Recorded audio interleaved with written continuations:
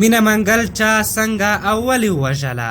ګرانو لیدونکو السلام علیکم. د مطلب له شریکېدو وړاندې چینل حتما سبسکرایب کړئ. د کابل نننی سهار هم خونړی و. نن یې لمنه د یوې مینه خورونکې پښتنې په وینو سره شوه. مینه منګل د څلورو نورو خویندو بې وروره خور نن شنبه سهار 7:20 دقیقې د اتمې ناحیې کارتیناو په سیمه کې نامعلومو کسانو په ډزو وژله.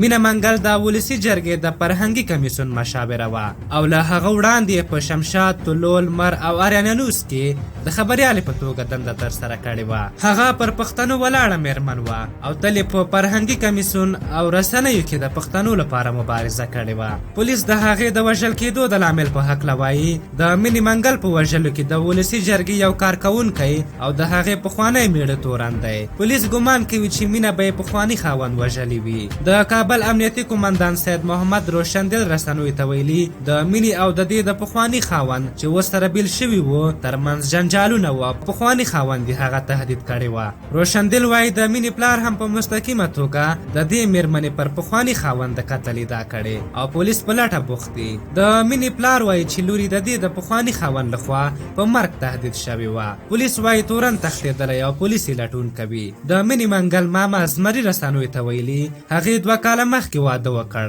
خو زیاتوي چې خورزه یې په دې واده کې خوشحاله نه وه او بالاخره له خپل خاونده بیله شوه. مینې منګل 2 ورځې وړاندې په خپله فیسبوک پاڼه لیکلي وه یو افغاني دلخور راته احوال پرېښی چې ژوند ته دې خطر ده. ما ورته احوال پرېښود چې زه مې وطن سره مینه لرم، ما ته مې جنتي سرتېري ګران دي او تر ټولو لویه خبره دا ده چې الله جل جلاله د هر ژوندي او مړو کائناتو ساتونکی او نابود کوونکی دی. نو زه او د دې وطن رښتیني خلک چې دومره ساتونکي ولرو ته هیڅ هم نشي کولی.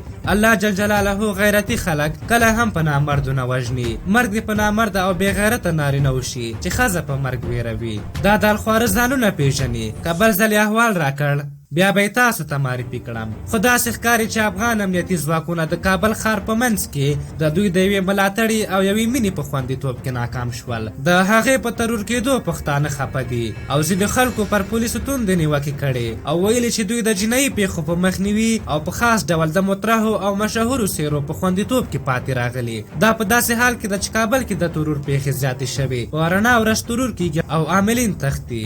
تاسو څه نظر لرئ؟ څنګه پولیس کولی شي دغه پیښو مخنیوی وکړي ترڅو په راتلونکي کې دغسې مبارز خلک له منځه ولاړ نشي؟ خپل نظرونه مو راته په کومنټ کې ولیکئ په دې هیله چې په راتلونکي کې داسې زړه بږنونکی خبر پیدا نشي چې موږ یې له تاسې سره شریک کړو. تر بلې ویډیو مو په لوی او بخښونکي خدای سپارم. د الله په امان.